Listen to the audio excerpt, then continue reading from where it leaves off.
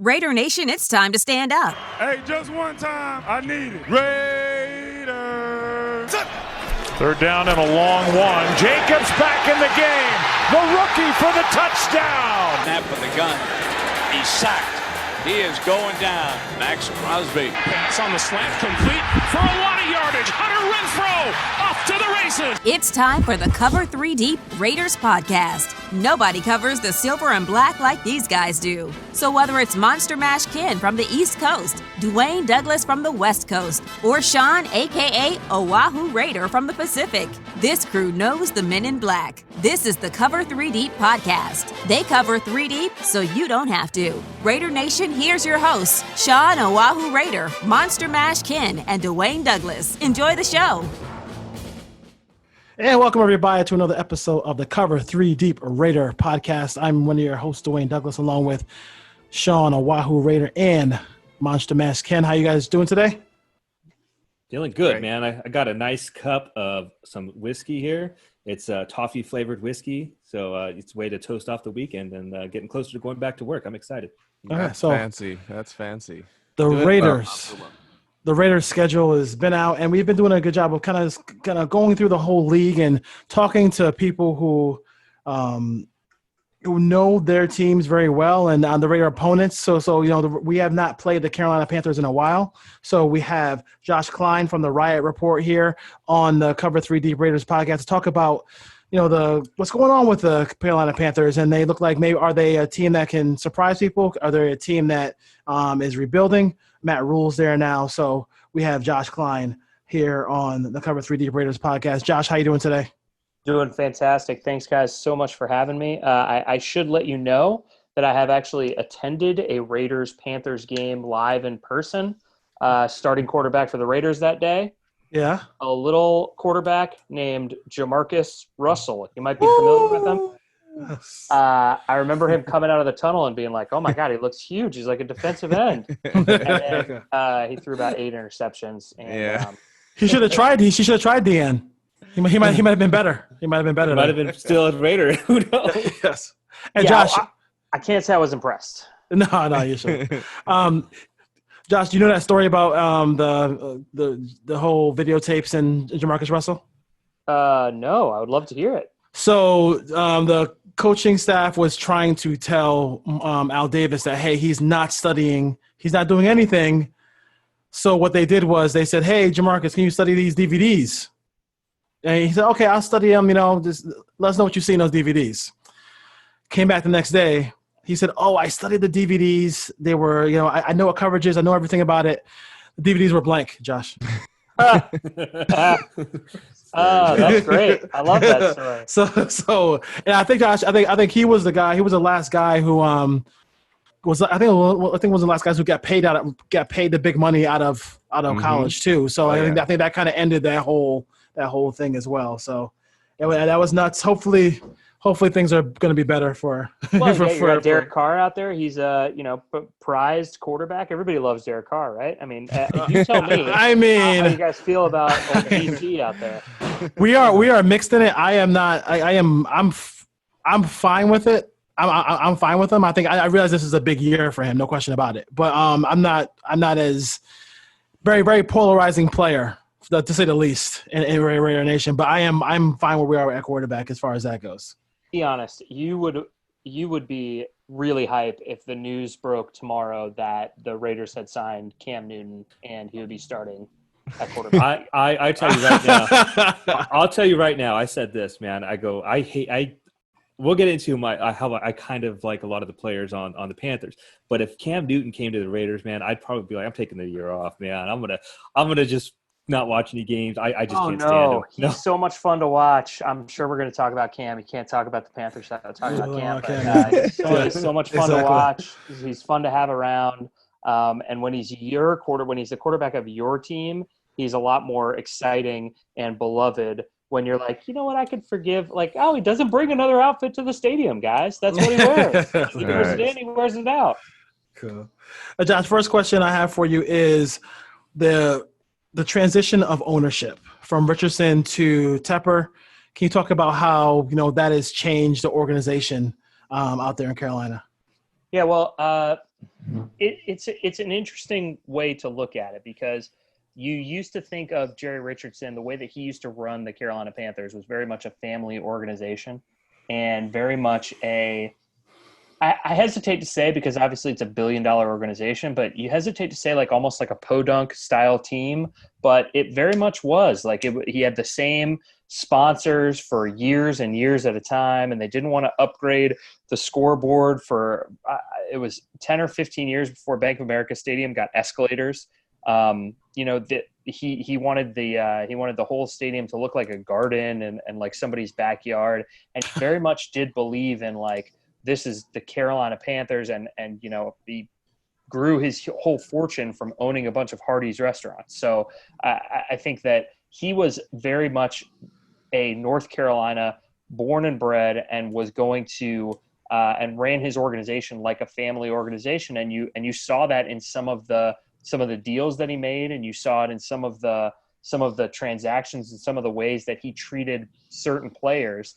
And then David Tepper comes in 2018. Obviously, there was the huge Richardson scandal that drove him out, and Tepper comes in and starts to run the team like more of a business. And some of the fixes that he made were incredibly easy, right? So in Carolina, he really endeared himself to the fan base by doing a bunch of the easiest stuff possible. Panthers fans had been clamoring for the Panthers logo to be at midfield of Bank of America Stadium for a decade. That's all they wanted.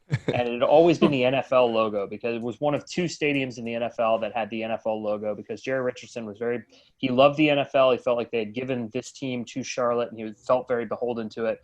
Tepper comes in and he's like, yeah, what, they want the logo at midfield? Yeah, who cares? Sure. Yeah, do it. And of course, the fan base is like, oh my God, this guy knows what he's doing. This guy is a genius. He has got it. And, he does he's been endearing himself to the fan base, and he was very much in the honeymoon period. And I wrote a column almost a year ago, probably, actually less than that, but essentially that like the honeymoon period was up, because he had these huge decisions to make. I guess it wasn't a year ago. It just feels like it might've been a year ago, because the past 5 months have been the longest of our entire lives.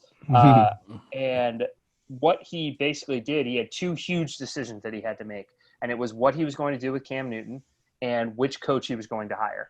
And we all saw what he did with Cam Newton. We saw what he did from a coaching perspective. He brought in Matt Rule, made a big splashy hire, brought in the guy from college who everybody wanted and nobody maybe thought that was going to be able to come into the NFL. Somebody that's going to be able to transition and change the culture of the Panthers locker room and change the entire team and build it in Matt Rule's image. And he has really allowed him to do that mostly, except he also retained the previous general manager, Marty Herney, who had built the team at one point and was part of the team that drafted Cam Newton in 2011, drafted Luke Kuechly in 2012, and he was actually fired midway through the 2012-2013 season. I'm blanking exactly which one that was, and then rehired when Jerry Richardson fired Dave Gettleman. He brought back Marty Herney. Another example of how this was a family organization. He knew Herney. He was like, let's bring him back into the family. And Herney has been able to stick around. He's endeared himself with Dave Tepper. Tepper thinks that he is a master scout and can find these diamonds in the rough. And it's been an interesting, I don't want to say conflict, but it has been an interesting look at which timeline this team is on, because Matt Rule and the rest of that entire coaching staff signed a 7-year deal, and Marty Herney's deal expires next year. So do they want to can you afford to have this long runway of we're going to rebuild slowly, we're going to be bad in 2020, or does Marty Herney say to himself, well, we got to be pretty good in 2020 or else I'm going to get fired? So it's been that has driven a lot of the talk, at least in my mind, this offseason of what some of these moves are. What move comes from Matt Rule? What move comes from Marty Herney? And that has been the biggest, in my mind, obviously a huge offseason for the Carolina Panthers, but that's been the underlying topic and the underlying question among every move thus far this year. The Panthers. You mentioned Matt Rule. Ron Rivera is off to the Redskins now, running that thing with Jack Del Rio.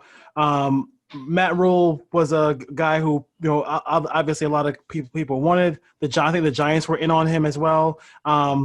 Why will he be successful in Carolina, you think? Can I ask a question? Because I know you guys want to find out about the Panthers, and your listeners want to find out about the Panthers. I want to find out about the Raiders. Jack Del Rio is a Raiders guy, right? Like was he Raiders defensive coordinator at one point? Head coach. He was the head coach. Okay, head coach. Great. Unfortunately. Yeah. Unfortunately. He was a Carolina guy too. He was Carolina's defensive coordinator. Yeah. And then I think he went to Jacksonville. And did he wear the suit and tie in He did do that one. No, that was Jacksonville. One game. Okay. All right. That was Jacksonville. Yeah. That was fun. They should bring that back. Okay, sorry. Apologize. That's fine. So Matt Rule.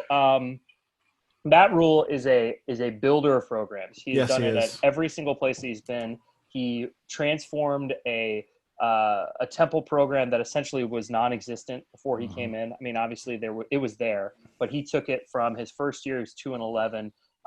Final year, they were competing and going to bowl games. Then he goes to Baylor. He's having to deal with this disaster of a program that has been beaten down by the huge controversy. Yep. Again, same thing. That team is 1-11, and when you talk to some of the coaches that were there, because a lot of the coaches that were there at Baylor are now on the Carolina Panthers coaching staff. When you talk to those guys, they said, that first year we didn't have guys on scholarship. Like we were struggling to field a team.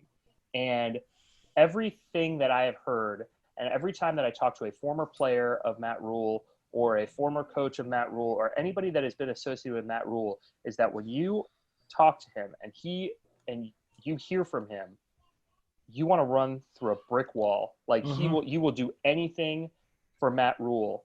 And that has been the case with all of these teams at Baylor and Temple.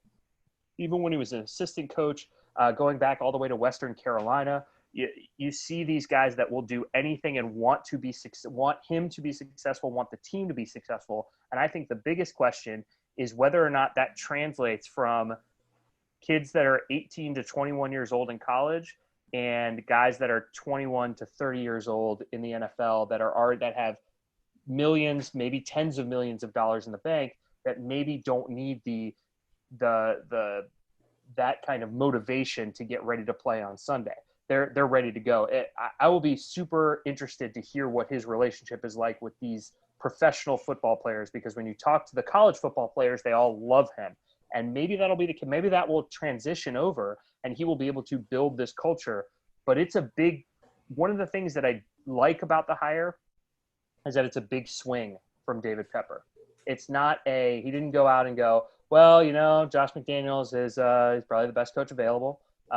You go out and you get a guy that is either going to transition this program, and you hired your next Chuck Noll, your Bill Belichick, your Mike Tomlin, whatever you want to call it, that transitions the Carolina Panthers into this new era. But he bet all of his chips on Matt Rule, because when you're the owner, you buy the restaurant, you want to hire the chef, and this is the chef that he hired. And it'll be really interesting to see how that transition goes. And I do think that there's a long timeline. So I don't think that they have to be successful in 2020 from a wins and loss perspective. I think they have to be successful you want to see them competing and trying hard and growing in terms of player development. I make an analogy all the time on radio here. Makes a lot more sense for Charlotte listeners, but they're like the Hornets of 2020. Nobody thought the Hornets were going to be good, but you went in and you saw them. You saw these guys, Devontae Graham. You saw Malik Monk get better. You saw Miles Bridges get better. They got better. They lost a lot of games, but they were exciting. They were fun to watch. And I think that's kind of the best case scenario for the Carolina Panthers this year. Yeah. So we talked about management. We talked about from top down owner. You mentioned the GM, and also now we're talking about Matt Rule. Now, I know this running back very well because I'm a USC fan, and he torched us when he was at Stanford. McCaffrey was an absolute beast. I thought we were talking about Jordan Scarlett. Sorry. That's true. Are you surprised at the durability that he has shown in the NFL? Because I knew he could play in the league, and I thought he'd be a difficult matchup for anybody to deal with once the ball gets in his hands. But the amount of carries, the amount of touches, are you worried about that at any point with the way McCaffrey plays? Yeah, I mean, I'm worried about it.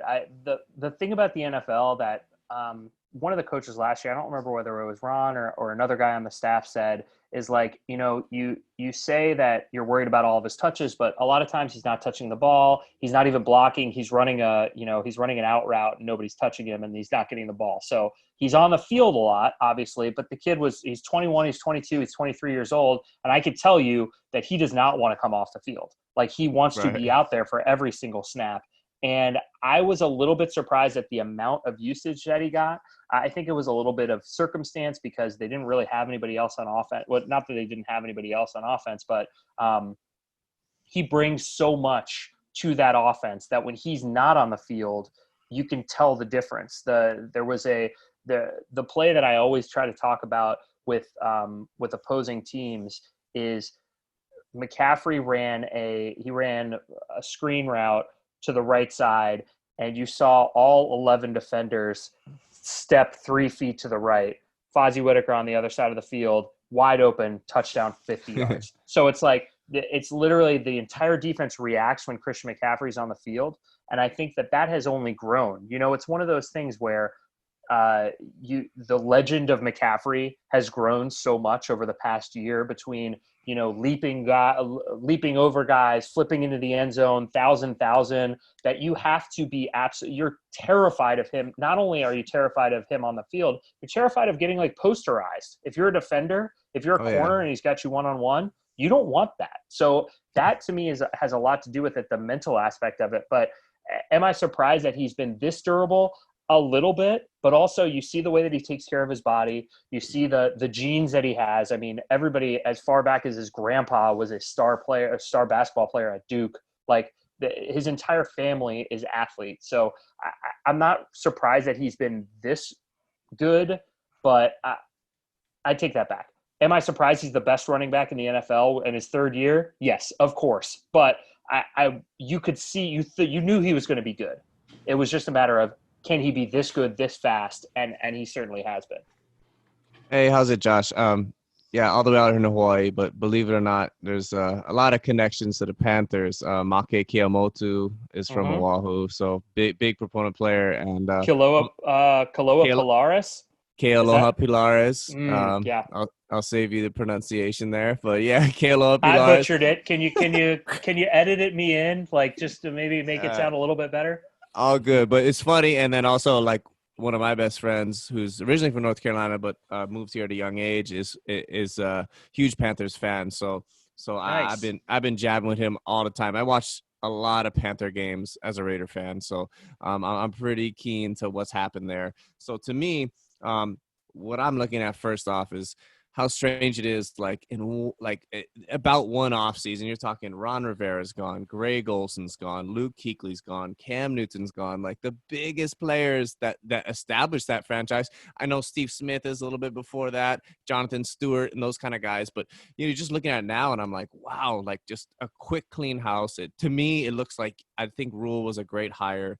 I like what you guys did, but my thing is watching all these people sweep to the side and then sitting there as a Panther fan and being like, well, Cam's still looking for a job. So I just want to know me personally, I think Cam's going to have to wait for a team that has an injury designation or something coming up.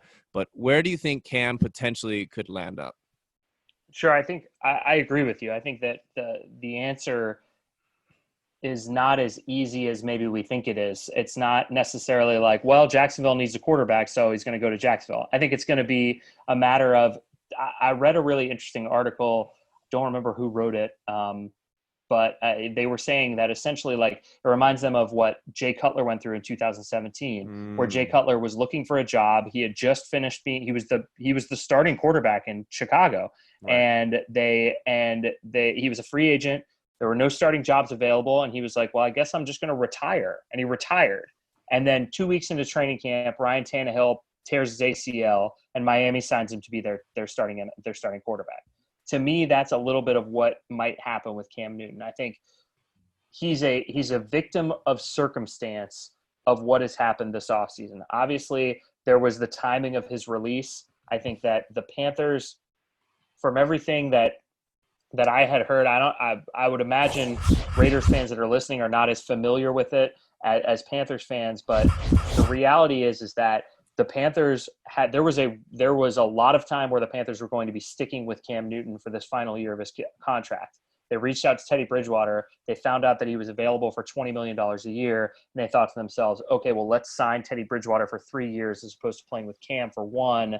And that was the transition that happened almost in kind of the blink of an eye. Then they were letting Cam seek a trade, but there was no market for him, obviously, because they had just signed Teddy Bridgewater. So then he's released into the wild, and there are no open spots for him. Not only are there were open starting quarterback spots, but there's also the coronavirus is happening. Yep. So he can't go and get tested and get his shoulder and his foot looked at. He had Liz Frank surgery in December. He's had 2 shoulder surgeries in the past 4 years that, if I'm being honest, I think the shoulder surgery is the main reason why or the shoulder in general is the main reason why he has not been signed anywhere. Because if you can't go there and you can't test and you can't see it yourself, all the Instagram videos, all the videos of him throwing it 60 yards down the field, they don't mean anything because he was doing all that stuff last year and he couldn't throw the ball. So it's one of those things where it's a victim of circumstance. I do think that the way that the cards fell from a draft perspective,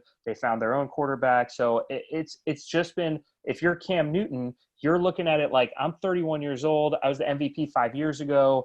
I still have something left in the tank, but I do think that there is a worry for me personally, and I think for a little bit of the Panthers media, that we may be getting into a thing where the NFL has this group think, and if he hasn't been signed by the time that week 1 rolls around and there's no injury, and then it's week 4 and he's still a free agent, like how long do we go before Cam Newton gets signed? So I don't know that he wants to sign week 6 after Dwayne Haskins tears his ACL or after Matt Stafford blows out his kneecap. Like, I don't know that he wants to do that. And if he does, then you have to rework he's a guy that you have to rework your whole offense around. You can't run the Matt Stafford offense with Cam Newton.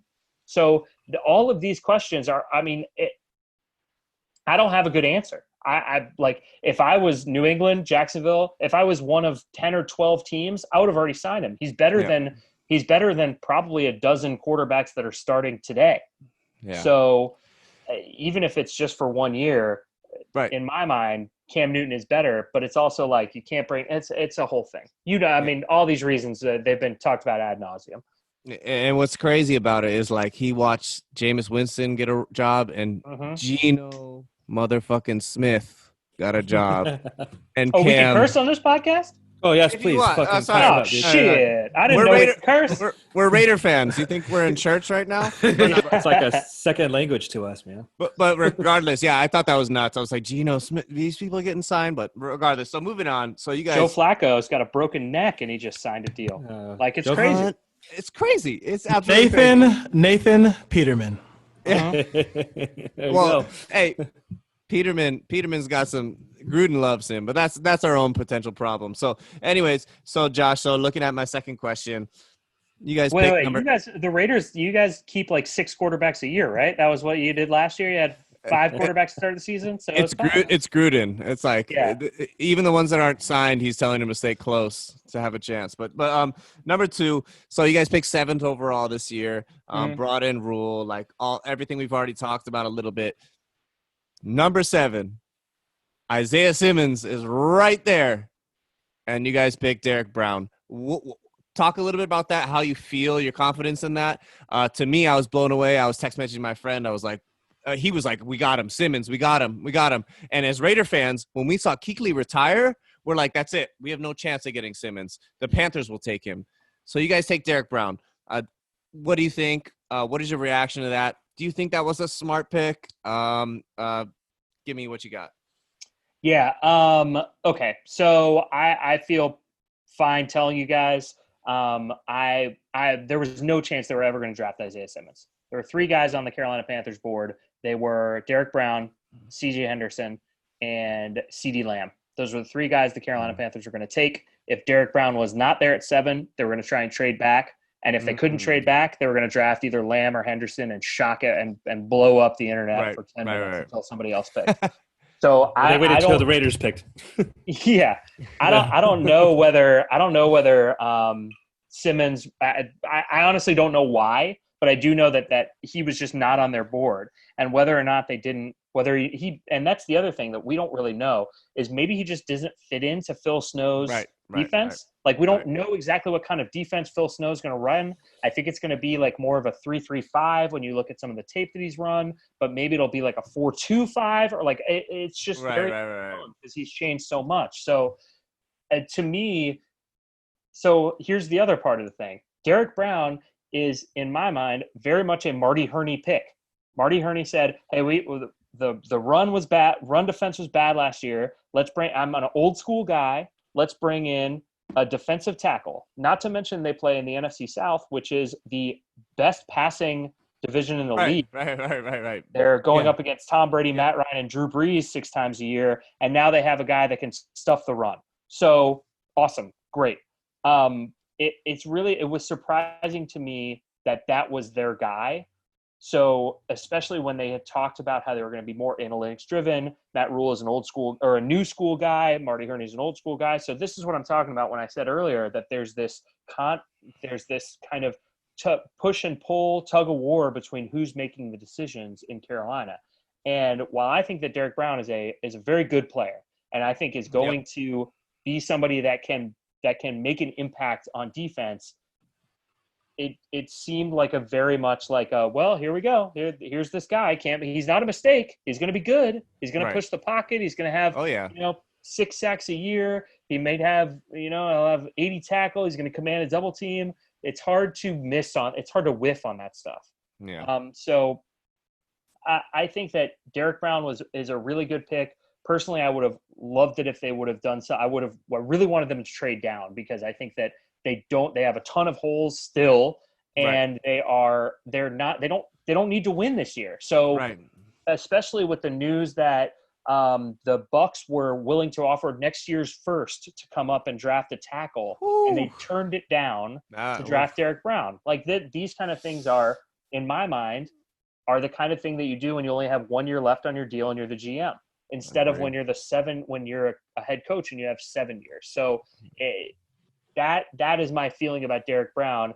And I've said it multiple times. It's not Derek Brown, the player.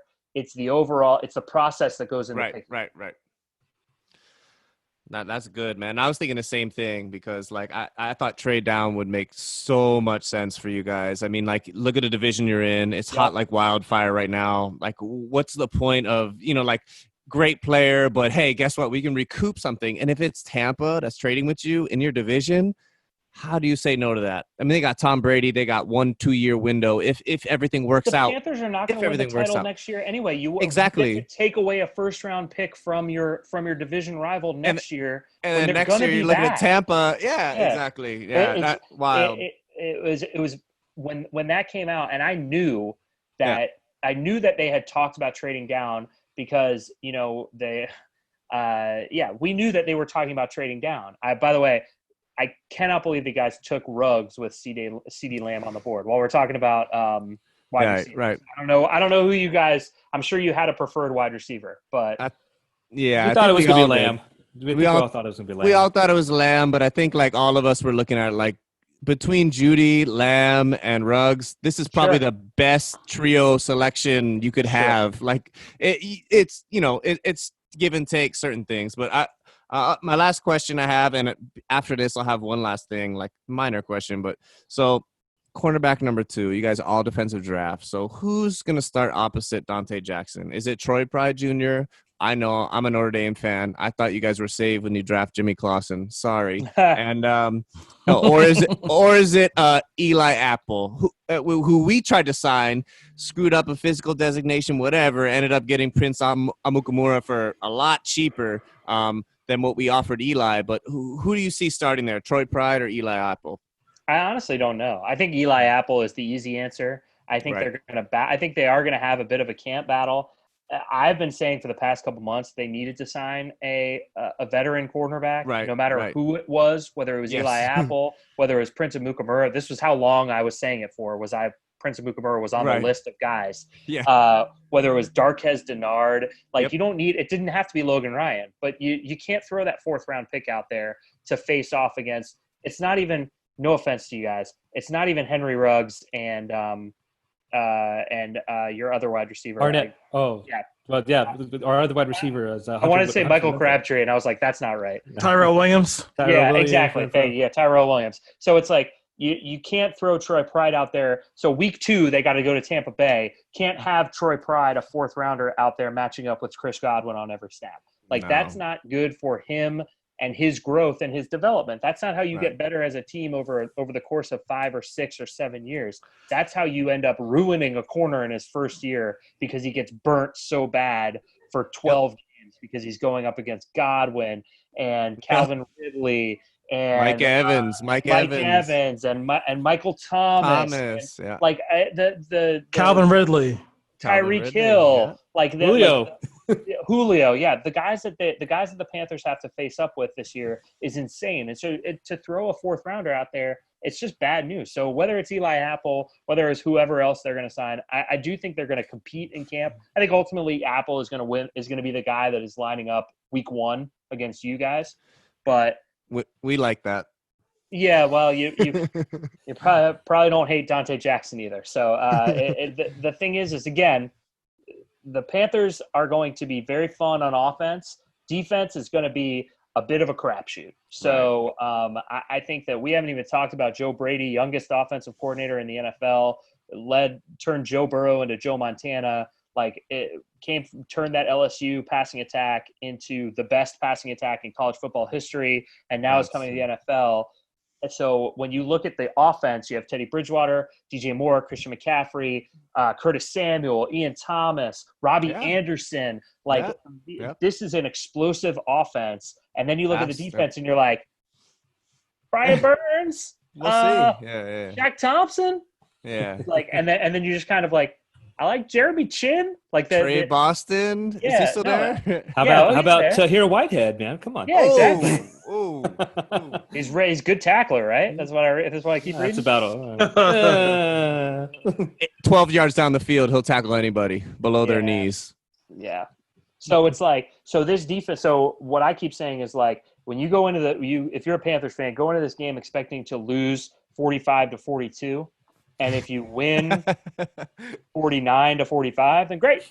Awesome. Okay. So my last question is short, but because we're Oakland Raider fans, and of course we LA and some of us all, and now we're Las Vegas, but in Oakland, if you've ever been there for the experience, the tailgating experience is just epic. And it's just something that will never be replaced. We're going to lose it. We're going to join. We're going to have a world-class stadium experience. We're going to be in Vegas, a gambling town. So much cool stuff for the fandom, but we're throwing away some of the things that are nostalgic for us. So for you in Carolina, we grill, we barbecue. I'd never been much to the south outside of New Orleans, but so Carolina, walk me through a barbecue. I've heard there's different genres of barbecue in Carolina. There's different Lexington and this and the coleslaw with the vinegar, that or I thought you said this was going to be a short question. But try to keep it short. But relatively, what is your ideal lineup? What is your ideal spread if you're grilling before a Panther game? Because some of us might be there. A lot of people, barbecue is a verb, right? I'm going to go. We're going to barbecue. In North Carolina, that's not the way it is. North Carolina is a noun. Okay, barbecue is a style of food that you can have. Okay, so you can have pulled pork. You can have in other places it's going to be some brisket, but for the most part, we're all about pulled pork here in Carolina. So pulled pork, you have Eastern and you have Western style. Some of it is going to have vinegar. Some of it is going to be more of a mustard-based sauce, which is going to be South Carolina. That's what we call Carolina Gold sauce. Okay, that's my personal favorite, and I know that if a Panthers fan is listening, or somebody from North Carolina, or your buddy out there in Hawaii is probably going to be pissed at me, because a lot of people, they get mad when you say Carolina Gold is your favorite. But for me, that's where it's at. It's mustard-based sauce, vinegar-based sauce, coleslaw. So if we're going to be tailgating, We're going to have some pulled pork barbecue. We're going to have multiple different kinds of sauce, okay? We're going to have a vinegar-based sauce. We're going to have a mustard-based sauce. We're going to have a tomato-based sauce. We're going to have a spicy. I got to have a hot sauce out there. Maybe a Texas Pete, which is made in North Carolina, even though it's called Texas Pete. Wow, never knew that. We got to have coleslaw. And have some potato salad out there. We're going to have we'll put some smoked sausage out there. A lot of people call it kielbasa. We got a smoked sausage. We have this spectacular fast food restaurant. It's called Bojangles. Bojangles. That's where it's at. So Bojangles chicken and biscuits. We got biscuits. We got fried chicken. You got the dirty rice. Like, I mean, this is I'm getting hungry. I may have to go, guys. So I won't overdo it. I will pass it on to Ken. But funny, my friend, he always used to show me that commercial on YouTube. It was Jake Delhomme and Steve Smith, Bojangles commercial. They're in the what's that ride? The Dukes of Hazzard car. Dukes of Hazzard car. General Lee, yeah. Yeah. I used to have when he gives you the dirty rice blitz. Too funny. On them like fixins, something like that. That's kind of the Right on, man. Well, I'm gonna pass you on to Monster Mash Ken. Thanks, Josh. Absolutely, brother. Hey, Josh, man. Hey, first of all, thanks so much for hanging out with us. So, yeah, one of my best friends, he was up in New York City. I didn't know who he was, but he was visiting New York City from North Carolina, and he had a Raider jersey on. So I know a lot about North Carolina. Went down there. I love North Carolina. That was one of the questions I was going to ask us about the food. So talking about the Panthers, so many great players. You know, you guys have a lot of you had really good drafts. You have players that are the Panthers, like Steve Smith, Tommy Davis, Julius Peppers, D'Angelo Williams. Sure. You tell me about some of your favorite players and some of your favorite memories as visiting some of these or watching some of these games. Oh boy. Okay. So I actually grew up in Charlotte. We moved here when I was 12 years old. And the year after we moved here, the team was announced they were coming to Carolina. Don't do the math. And so my dad and we would go to almost every game. They played their first year in Clemson, which is about an hour and a half south of here. So when you talk about some of my favorite players throughout the history of the team, it goes in eras, right? So the first era of the team got guys like Kevin Green, Lamar Lathan, Salt and Pepper on the outside, Thunder and Lightning, like that.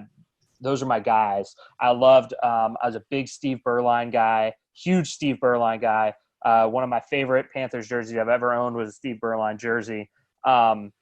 Chad Cota was a safety who made an interception in the end zone on the last play of the game in 1996 to send the team to the playoffs. One of my favorite players. It hit me at the right time. You know, when you're like 12, 13 years old, You're at the game with your dad and it's like a big play. That was my guy. So Chad Cota, my favorite Panther of all time. Get into the next era. Jake Delhomme. I was a big Jake guy. He had the accent.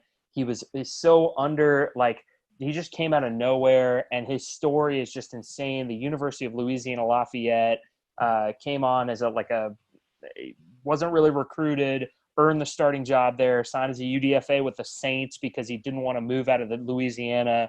Then he came to Carolina, came in at halftime, and brought them and they had that magical 2003 season. And he was just really fun to be around, and just like mentioned was like the Bojangles commercial. Like he was the quintessential like Carolina quarterback. Like he had the accent, and he was all like, it was like he would get fired up, and you could hear him in the press conference. Like you couldn't understand him after like 3 or 4 sentences once he started getting excited. Wesley Walls was a big guy back then, and then Julius Peppers was when I went to Carolina, the University of North Carolina. Peppers, my favorite North Carolina basketball player of all time. I was there when I was a freshman. He was still there playing basketball and football. And then he went to the Panthers, and it was just kind of like kismet.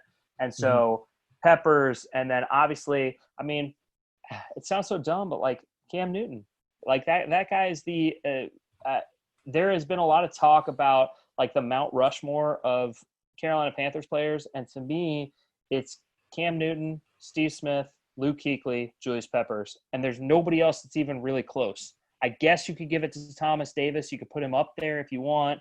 Jordan Gross, Wesley Walls, like these other guys that are they're really good. But those four are like those are NFL. Those are guys that made an impact in the NFL, and they did in a Carolina Panthers uniform. And that to me is what you have to do in the first couple decades of a team to introduce them to the rest of the league. And Cam Newton took the Carolina Panthers from being a team in the NFL to being a worldwide brand. And that will never go away. And that is kind of his legacy here in Carolina, is elevating the team. Well, it's a brilliant answer, and it's definitely what I wanted to hear. You went and you took it a step further as far as putting a Mount Rushmore, because there's so many great players. My little brother is a huge Julius Peppers fan, and you go back and watch, this guy was so dominant. I think he was just so – I don't want to say he's underrated, but he kind of was, you know? A little, yeah. Yeah. I mean, even look at the offensive line. Yeah, Khalil was a really good lineman. Ryan Khalil, not Matt Khalil. We don't want to talk about Matt Khalil. Right. Yeah. But yeah, definitely some amazing players. And then when you look at McCaffrey, you know, McCaffrey is – people always ask me if you could take one player from another team, put him on the Raiders 100%. I wanted McCaffrey 100%. I'm so happy to see what he's doing. So I got to ask you, you know, you live in the South. Are you a wrestling fan? Yes and no. Any run-ins with Ric Flair, Chapel Hill down there? I would say I dabble. So I had a lot of run-ins with Ric Flair when I was in high school. He used to go to the grocery store, and like every now and then you'd be at the grocery store, you'd be in like the deli aisle, and you hear from like the other side of the grocery, you hear like, woo! And you'd be like, oh man, what's going on? And then you would hear it a couple more times, and you would kind of run over there. And then sure enough, there are people just wooing at Ric Flair, who's like picking out just cans of soup and like noodles. He's just a regular dude. Like he's oh god, he's awesome. So back in the day when I was in high school, middle school, I was a huge wrestling guy. Goldberg, my favorite wrestler of all time. And so these past like 10 years, this past decade or so, I've been trying to like get a little bit back into it. I feel like it's hard. I feel like it's hard. I just don't know a lot of the guys, and also like it's terrible so much of the time. I mean, if you're a real wrestling fan, you know, you have to admit it's terrible for most of the time. Sometimes awesome, but then sometimes you're like, what the fuck is going on? Like, what are we doing here? Yeah, did he just throw somebody off the side of a building? Like, that's the kind of stuff that happens. So I'll watch it every now and then. My wife will just absolutely crush me when I do. So that's really the main problem. No, I hear you. I'm in the same boat. Before I let you go and I pass you back over to Dwayne to wrap it up, just real quick, you don't have to do a whole report on it, but we spoke a lot about the offseason. We spoke about some of the players coming in. You kind of touched a little bit about, you said that the Panthers aren't winning the Super Bowl this year or anything like that. It's a really realistic outlook. I like that a lot. I just wanted you to give me a grade on the overall offseason that the Panthers had. Oh boy, that's a tough one. I apologize. I'm not great at limiting my answers. Do your thing, man. No. The thing is that it's hard to tell. Like they're basically like they're in such a transition period. I would give it like, I guess a C plus, maybe B minus. Like it's just tough because they literally they lost three legends of the franchise within the course of 2 months. One of them surprisingly. The other two kind of a little bit more expected. I mean, we expected Greg Olsen and Cam Newton to be gone at some point. Like during the season, we were trying to prep the fans for it because we saw it coming. The Kuechly retirement kind of came out of nowhere, even for the team. Like I was told that he just showed up one day and was like, "Hey guys, I'm retiring. Do you want me to film something?" And they were like, "What?" Like it was a Tuesday, and they were just like, "Yeah, man, I guess." So it's one of those things where when you have that much turnover, what are you going to do? Now, personally, I think they would have been better not emptying the roster a little bit better. Like I think they could have gone into this season with Will Grier as their starting quarterback, or drafting a guy at the 4th round. Because if the goal is if you're not going to win the Super Bowl this year, you need to get the number 1 pick. Like you should have one of two goals if you're an NFL team, and if you're not going to try and win the Super Bowl, you should be trying to get the number 1 pick. Like, and so especially if you're on this end of the rebuild, which the Carolina Panthers are, that I would have liked to see them kind of empty it out a little bit more. But at the same time, they're in a tough spot, especially with coronavirus limiting what they can do. I think there are things to be excited about from a draft perspective. It's a super young team. They only have 4 guys on the roster that are over 30 years old. One of them is a kicker. One of them is a long snapper. So this is a super young team. So maybe I'll go B-. I'll bump it up to B-. So Josh, real quick, thank you so much for hanging out with us. I appreciate it. I did some background on you. Sounds like an FBI agent, but I looked in, the riot and all that. You guys really got a good fan base, just like the Raider Nation. It's awesome. And listen, you mentioned Clemson. Obviously, the Raiders are picking players right out of Clemson. So if you ever want to jump to the real silver and black, we'll accept you, buddy. I'll throw you right over to Dwayne. Thanks a lot, man. Take care. Oh man, come on! You guys are already going to invade Bank of America Stadium. However many tickets they sell, that is true. 3/4 of them will be. Oh yeah, well come hang out. The Roaring Riot's got a big tailgate. We'll introduce you to what Bojangles is. It'll be great. I'll hit you up, man. So, Josh, we got to know you a lot and got to know about the Panthers. What question? Give us a couple questions for the Raider Nation here. We're going into Carolina, that first game. What are your thoughts from a distance about the Raiders, real quick? Yeah, absolutely. I do have I have a bunch of them. Yeah, I'm sure. You look like no, the big one. The big one. How many felonies do you guys have? Yeah, I like to ask. I always like to ask like fans of another team, like, what's your goal for this year? Like, do you think they're competing for a Super Bowl? I think I don't think they're competing for a Super Bowl, but I see this is Gruden from year 1, 4 wins, 7 wins last year. I think that for this to be a good season, they have to reverse last year's record at the very least and be 9-7. If they're able to upset some of the big teams in your division, like the Bucks, like the Saints, if they're able to win one of those games, and they can flip that to 10-6. But I do feel like this is a team with the draft picks they've had over the last couple of years. I mean, Josh Jacobs has been a beast.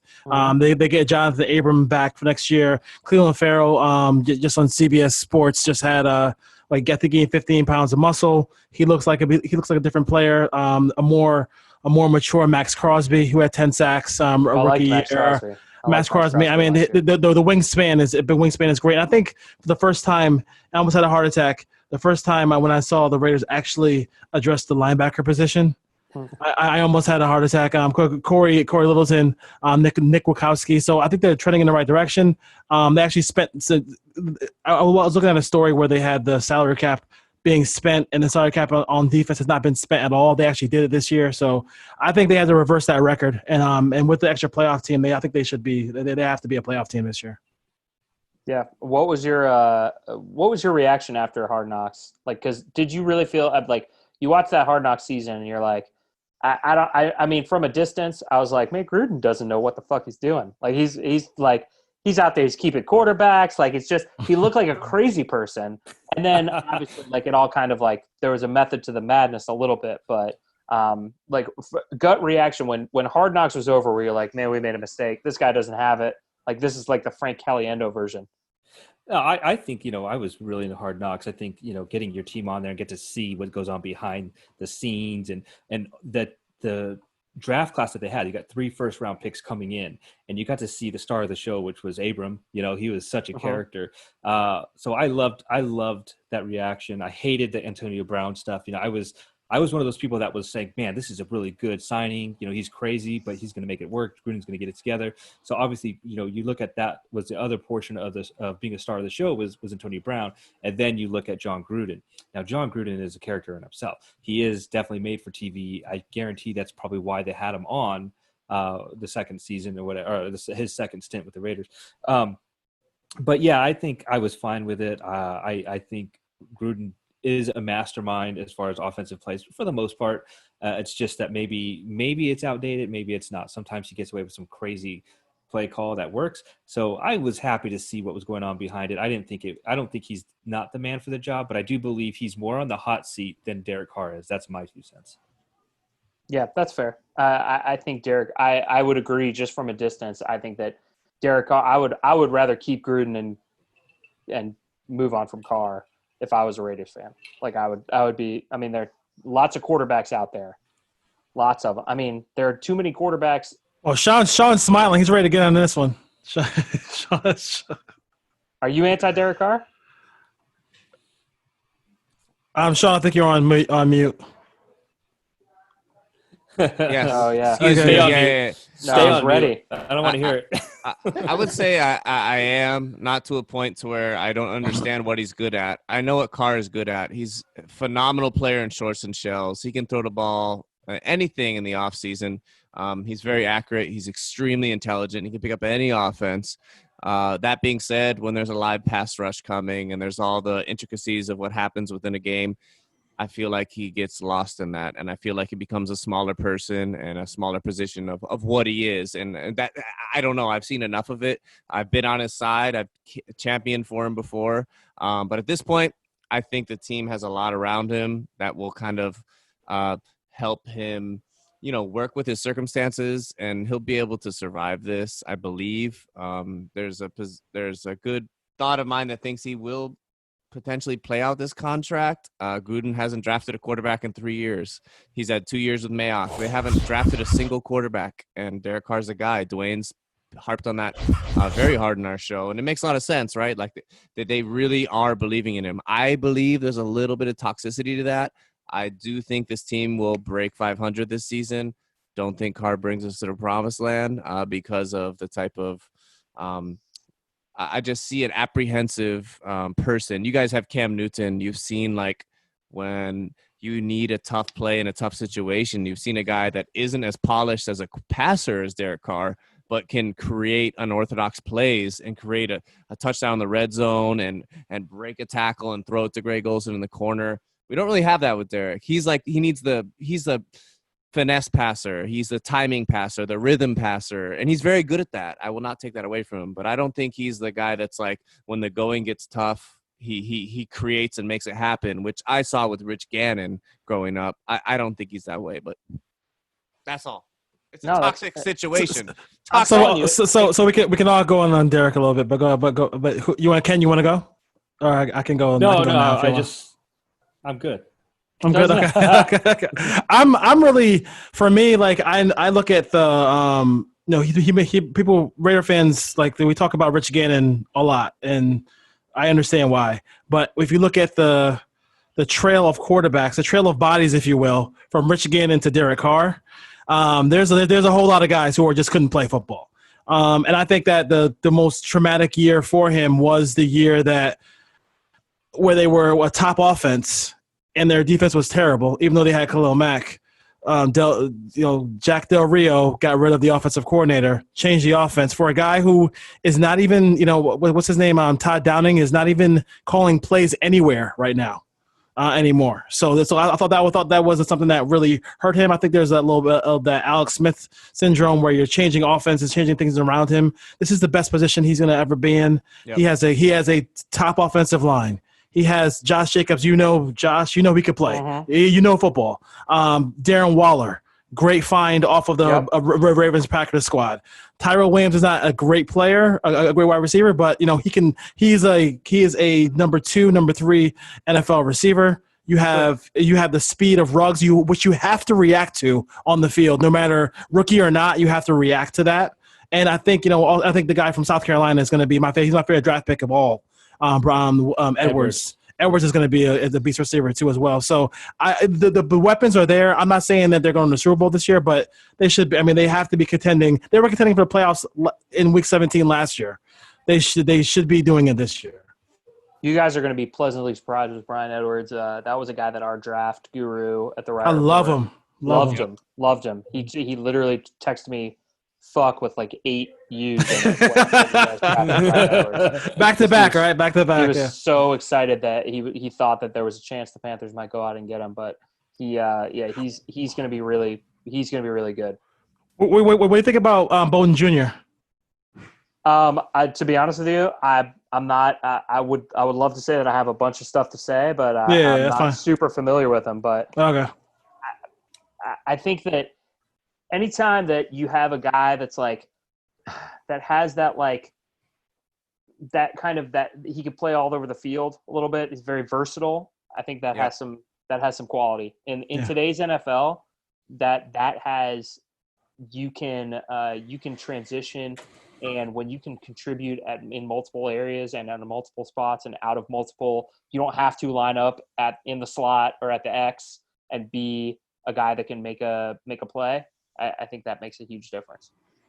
All right, guys, listen, Josh, thank you for joining us here on the Cover 3 Deep Raiders podcast. Oh, yeah, nothing else to announce? Yeah, you got more? You got more? Go ahead. Go. Two more. Well, what do you think about the Roomba Stadium? Good? Yeah.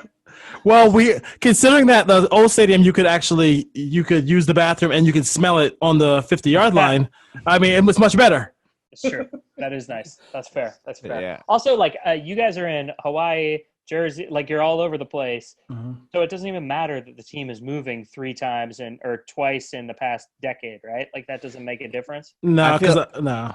Yeah, for me, I feel that's strange. Like within our fan base, there's a lot of like, people call you like a satellite fan if you're not like part of the Oakland fan base, or maybe you grew up in LA or what it is. But it's strange to me because, yeah, we are like, you go to London and we're a 4 or 5 win team and there's 60,000 Raider fans there. We go to me it doesn't matter. I get the origin of the passionate fan base in Oakland that kind of spurned by it, but to me it's like I'm like, we needed a world-class stadium. We needed something. Players didn't want to sign with us, not only because we were a terrible franchise, but because we had terrible facilities. These kids they had better workout rooms in college. They had better lockers in college. And then I'm in the NFL now, and I'm making this money, and you're telling me there's a plumbing issue, and I'm playing in a baseball stadium with a dirt on the ground, and it's October. So to me, yeah, there's a lot of complications to it, but I mean, you're talking about Jerry's World and all these other stadiums popping up, but the Raiders are in a good situation. They actually have 2 world-class stadiums this season, just to clarify. They have one in Las Vegas and one in Los Angeles. So every year when we play the Chargers, that's also our home stadium, as it was in San Diego. So I think we did pretty well. You have like 13 home games a year, basically. Like honestly, it's going to be loud. It's going to be a lot of silver and black in Carolina too, because the Panthers fans are upset with Dave Tepper and Marty Herney and the way they treated Cam Newton and flipped over the whole roster. So I would be remiss if I did not tell you to be prepared for a lot of Raiders fans cheering for Josh Jacobs to run for 4 yards in a cloud of dust. Good enough for me. What was your next one? Yeah, another question? I think that was it. That was it. Okay. Yeah. No, I mean, yeah. Honestly, like the Raiders fan base is so impressive. So the Riot Report, we're a credentialed media site that stems from the Roaring Riot, which is the Panthers fan club and the Panthers fan group. And one of the things that we always try to do is, try to extend the fan base aside from just Charlotte. So we have Roaring Riot members that are in all 50 states and 10 countries around the world, and just try to expand the fan base. And the original reason that the Roaring Riot became an organization and became a thing was to keep fan bases like the Raiders and the Packers and the Seahawks and the Jets from coming into Bank of America Stadium and turning those games into home games. And and over the past 10 years, what you look at what Cam Newton was able to do and Luke Kuechly and this Panthers team was turn Charlotte into a Panther city and North Carolina into a Panther state and spread the fandom all around the world. And so I'm really hopeful that this kind of transition does not stop all the progress that they made and helps the Panthers maybe not get all the way to Raiders level, because I mean that logo and the silver and black, like, it's not going anywhere. But just to try and grow that Panthers fandom around the world, I'm hopeful that we can get there someday. Awesome. Listen, man. Listen, I used to work at ESPN, and the guys used to say, the producers used to say, a great interview is one that can go on forever. So I really think we could talk to you for like days here on our podcast, man. Good job. I'm out of beer anyway, so I got to go. Yeah, the beer. All right, Josh, take care, man. Thanks, guys. No problem. Thanks, Josh. Don't forget to rate, review, and subscribe to the Cover 3 Deep podcast, the East Coast Nation podcast, the Put on Waivers, and the Blackout podcast. Please hit us up at Cover 3 Deep on Twitter and Instagram and Facebook.